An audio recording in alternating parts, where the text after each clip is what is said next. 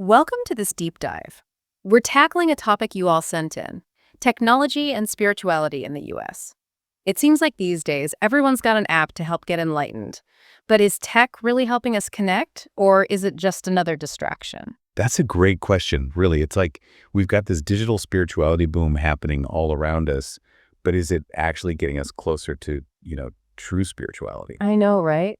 I read that more people are using apps like Insight Timer to meditate than ever before, which is amazing if it gets more people meditating, but it makes you wonder, does it change how we practice, the actual nature of it? It's a really interesting question. Think about those more traditional types of spiritual practices. Often there's structure, discipline, maybe even a bit of discomfort involved, right? But with technology, it's all about being convenient, instant gratification. Yeah. So are we losing something in this whole shift? Yeah, it's like the difference between hiking up a mountain to reach the top versus like taking a helicopter. Sure, you get to the top either way, but the journey, they're completely different.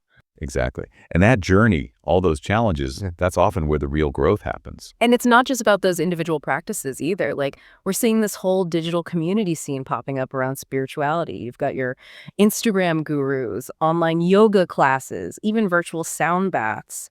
It's definitely connecting people, but is it like a real sense of belonging or just surface level? It makes you think about how deep those connections really go, right? Mm. Back in the day, spiritual communities, they were often built around shared values, rituals, and actually being with other people in person. Mm. But now it's like you can follow someone on Instagram and feel like you're a part of their whole spiritual journey. But how deep is that, really? Yeah, it's almost like creating these spiritual echo chambers where everyone's just, I don't know, reflecting back our own beliefs and biases. You're right. And because tech makes it so easy to curate what we see online, Yeah. we might be missing out on those challenges and growth moments that happen when you encounter different points of view. Totally. And then there's the whole thing with information overload. Like, it seems like everybody and their grandma's online now giving spiritual advice. It can be hard to know who to trust, especially if you're just getting started. Absolutely. Yeah. It's like the Wild West out there for spirituality these days. It's not just about finding information. It's also about knowing if it's good information, what the context is, and developing those critical thinking skills, right? Yeah, like going to a spiritual buffet and loading up your plate with everything in sight without even thinking about if it's actually good for you. That's a great way to put it. And speaking of overindulging, we can't forget how addictive tech is, too. Even when we mean well, it's so easy to get sucked into the endless scrolling on social media or fall down a rabbit hole of clickbait spirituality stuff. Oh, I know. You go on Instagram just to look at a meditation quote, and next thing you know, you're watching some video about manifesting winning lottery tickets. It's so easy to get distracted from doing the actual work of spiritual growth. That's exactly it. And that's where this whole spiritual fast food thing comes in. People are looking for those quick fixes and instant results, but real spiritual growth, that takes time, effort, and a lot of times facing some tough truths about ourselves. So it's like tech's making spirituality more accessible than ever, but it's also giving us a whole bunch of new challenges and distractions. It feels like finding that balance is key, right? Totally. And that's what we're going to dive into next. How do we actually use the good parts of technology without falling into those traps? How do we create real connection and depth in this whole digital world? Yeah, that's the question, isn't it? And how do we avoid getting stuck in that spiritual fast food trap? Because let's be real, a 5-minute video on manifestation isn't going to bring you lasting inner peace. Might give you a temporary dopamine hit, though. Yeah. But that's a topic for another deep dive. So how do we find that balance? Using tech for spiritual growth, but not letting it become a crutch or a distraction. Yeah, that's what I want to know. It's like everywhere you look, there's another app or another guru or notification promising to unlock some big spiritual secret.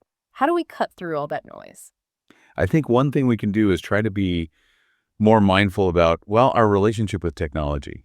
Mm. Like even before you open that meditation app or scroll through all the spiritual stuff on Instagram, ask yourself, what am I really hoping to get out of this? Oh, that's a good point. Like setting an intention before you even go online. Exactly. Are you looking for inspiration, guidance, maybe connection? Or are you just, trying to fill some void, escape boredom? Or maybe even just numb yourself out a little. Yeah, and being honest with yourself about that, that's key. I think it's so easy to get sucked into that mindless scrolling without even noticing it. Totally. And once you figure out what your motives really are, you can start setting some boundaries.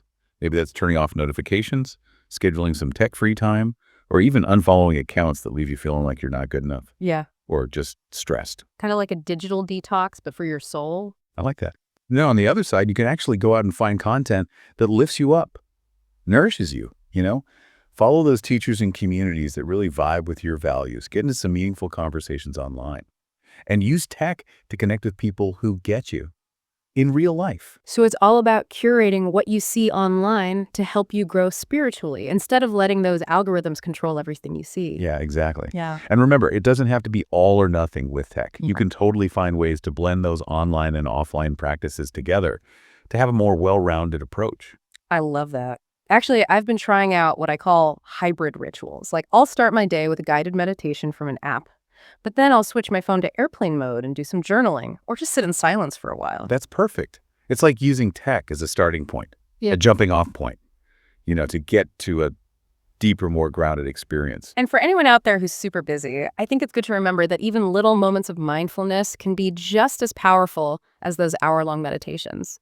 Oh, absolutely. Those micro practices, that's what they call it, they can be super powerful. It doesn't matter if it's taking 5 minutes to focus on your breath while you're waiting in line, or listening to something inspiring on your commute, or even just feeling grateful before you eat. All those little moments add up to create a life where you're more present and connected. So it's not about becoming like some super tech-savvy monk who ditches everything and lives in a cave without Wi-Fi. It's about finding ways to make tech work for you in your spiritual life in a way that feels real and supportive. Yeah, exactly. And that's a really empowering message, I think. You have the power to decide how tech fits into your life instead of the other way around. Yeah, it really is about taking control, right? We have to decide how technology fits into our spiritual lives, not let it control us. Exactly. And, part of that is letting go of all that guilt that we put so much pressure on ourselves. There's no one right way to, be spiritual. Some people find that technology actually helps their practice, while others need to disconnect more. It's about finding what works for you personally. I think that's so important. It's easy to compare yourself to others or feel like you're not doing spirituality right, especially with all these perfect pictures and stuff online. Oh, totally. But honestly, spirituality is a really personal thing. It's all about connecting to something bigger than yourself, whatever that means to you. And yeah, tech can help you make that connection, but it's not the connection itself.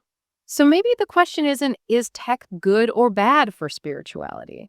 Maybe it's more like, how can I use tech to make my own spiritual practice better?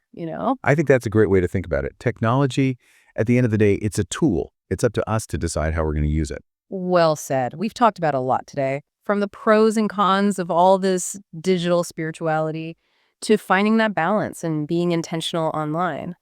But before we wrap up, is there anything else you'd like to leave our listener with? Like one piece of wisdom you want them to take away. I think the most important thing is to remember that your spiritual journey is yours. It's unique.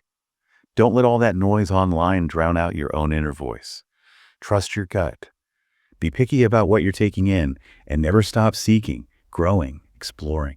That's beautiful. And to our listener, we hope this deep dive has given you something to think about.